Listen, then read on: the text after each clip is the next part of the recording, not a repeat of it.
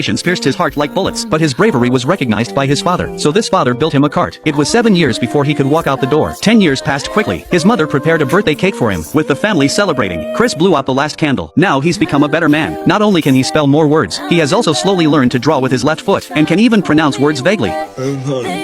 Although only loved ones can understand, it didn't stop Chris from going to soccer. When the soccer ball flies, the unruly one stopped. The man's first job as a janitor at a mental hospital, but on the first day of work, he met a girl who was fresh and elegant, but unfortunately, the girl was actually a patient sent for treatment, so he could only turn away lost. But the cleaner would never have dreamed this barefoot girl would change his life. At night after work, Mike unintentionally passed by a ward, suddenly heard the girl's cry for help from inside the room. He didn't hesitate to break into the room. A caretaker was doing something wrong to the girl. Mike angrily rushed forward. He quickly subdued the caretaker to the ground. The girl, however, was in shock and apologized profusely. I'm sorry. It's okay. I didn't mean to cause any trouble. You didn't do anything wrong. The guy's a freak. He was gonna hurt you. You're the mopping man. After calming the girl down, Mike left the hospital in a hurry. The girl, however, was immersed in the warmth. For a long time could not come back to her senses. So soon after Mike left, the girl followed him secretly. Mike didn't want to take a burden with him, but in a brief exchange with her, he realized the girl didn't look like a mental patient, so he asked the girl for not wearing shoes. They hurt my feet. Mike sighed in his mind. It seems that he had thought too much. He quickly asked the girl to return to the hospital, but the girl suddenly breathed heavily and looked uneasy. Mike was so scared that he hastened to pacify her. After giving her some money for the journey home, Mike then turned around and was ready to leave. But before he could take a few steps, he stopped, looked at that full of expectation but blank face. Mike's heart couldn't help but soften. He couldn't just leave her behind, so he decided to contact the girl's relatives first, but was surprised to find that she had no relatives. Just when he was in a dilemma, a bold idea flashed through. Isn't this a ready-made girlfriend? In fact, Mike was once a playboy, and also came from a distinguished family, but because he spent all his time in nightclubs, his father couldn't stand his debauchery any longer, so he froze all his funds, and threw him out to experience the hardships of life. But he didn't change his ways. Instead, he ran up a huge debt, and in the face of debtors' demands, not only did he not restrain himself, instead, he beat up the debtor. As a result, he was sent to the police station, then was arranged to work as a cleaner in a mental hospital. In order to get out of the situation and pay off the debt, Mike decided to ask his father for help. He offered to come home by attending his brother's wedding, but his father made a condition, is that he must bring home a girlfriend, and the pretty girl in front of him now might be able to bring home to cope with his father, though Annie's mental state was a cause for concern, but thinking that with few words, that he might be able to get away with it. But what Mike didn't expect, Annie's first time on an airplane, had a little trouble during the trip. In the bathroom, she can't operate the toilet. She accidentally locked herself in the restroom, and then while Mike was resting, she snuck into the first-class cabin and stole food. The stewardess noticed Annie's unusual behavior. Annie also indulged in the pampering. After returning to her seat, she asked Mike about the tender words he had just spoken. You called me your girlfriend. Am I really your girlfriend?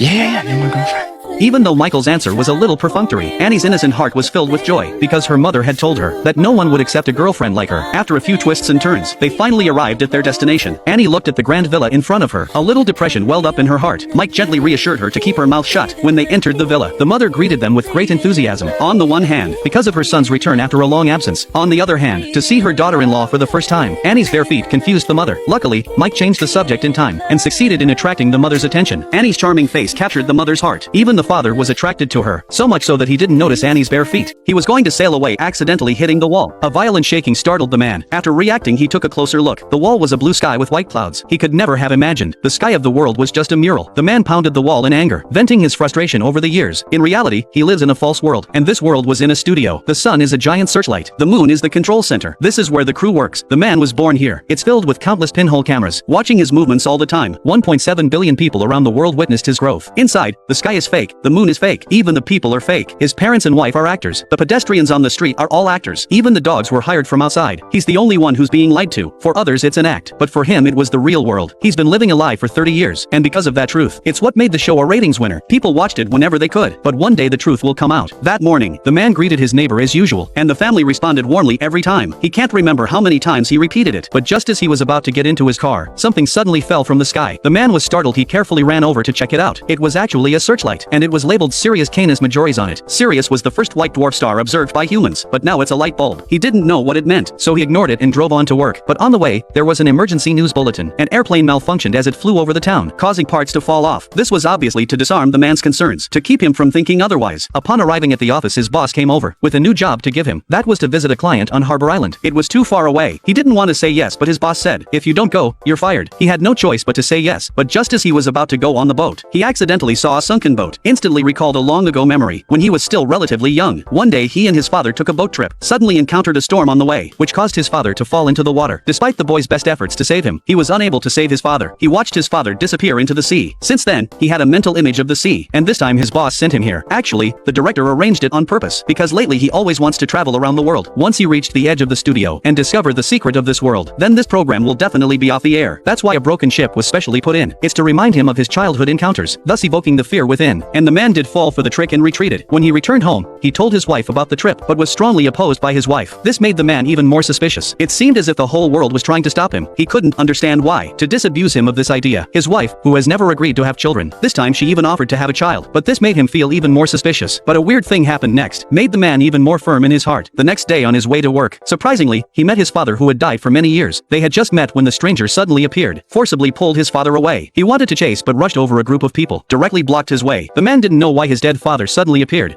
The old lady found something weird. Her dead husband hid a videotape in the safe. What made the old lady feel more panic? The images on the videotape were quite gruesome. A young girl was murdered by a hooded man. The whole thing looked very real. It didn't look staged at all. Since the videotape appeared in her husband's safe, it made her suspicious of her dead husband. She hired a detective to investigate. At first, Cage thought, maybe it's just an ordinary movie, but there was no need to make a big deal out of it. But the old lady told him to watch it and then talk. So Cage was skeptical and turned on the video. Yet every frame of the movie was real. The tactics and the horrified expressions on the screen took Cage to the edge of his seat. It didn't look like a fake movie. Instead, it was more like a documentary of sorts. Afterwards, Cage suggested giving it to the police, but the old lady objected. Their family was well known in the area. Never let this affect the family's reputation. The old lady's message was clear. She just wanted to know who shot the movie. If the girl is really dead, as long as Cage is willing to help investigate, they are willing to offer a substantial fee. Cage thinks the girl is the only clue. As long as the girl's